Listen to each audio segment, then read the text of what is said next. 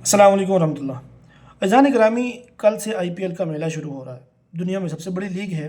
سب سے زیادہ پیسہ ہے، سب سے بڑے کھلاڑی یہاں پہ ہوتے ہیں، سب سے زیادہ انعام ہے یہاں پہ،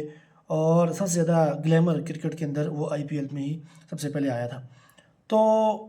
آئی پی ایل تو شروع ہو رہا ہے۔ میرا تو عمومی طور پہ مزاج نہیں ہے آئی پی ایل کو کور کرنے کا، آئی پی ایل کو ڈسکس کرنے کا،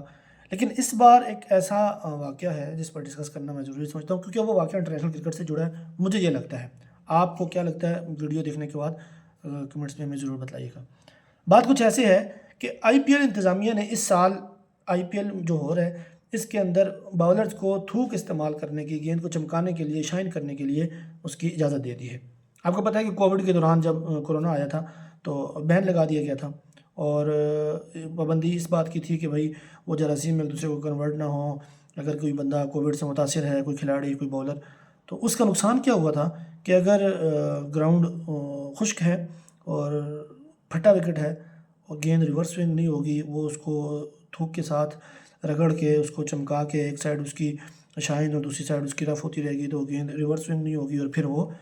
بلے بازوں کے لیے فائدہ ہے۔ اور ویسے بھی ماڈرن ڈے کرکٹ ہے، ماڈرن ڈے کرکٹ میں بلے بازوں کو پہلے ہی بہت سارے ایڈوانٹیج ہیں، خاص کر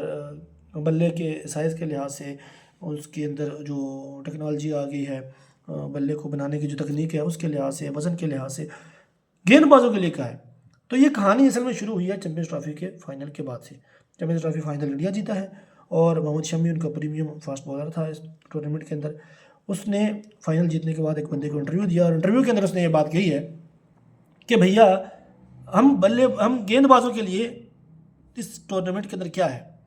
آپ مجھے یہ بتلائیں کہ ہم کس بنیاد کے اوپر یہ ٹورنامنٹ کھیلیں۔ ہمارے پاس تو کچھ بھی نہیں ہے، باندھ کے بلے بازوں کے آگے پھینک دیتے ہیں،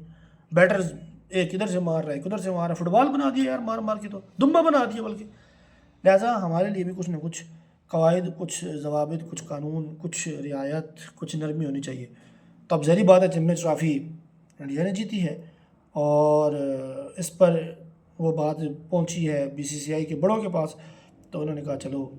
گرو کرتے ہیں کچھ تمہارا۔ انہوں نے تجرباتی طور پہ اب آئی پی ایل کے اندر یہ بین ہٹا دیا ہے، اور اس سے پہلے انہوں نے جو آئی پی ایل کے تمام شریک کیپٹن تھے ان کی میٹنگ کے اندر یہ بات رکھی ہے،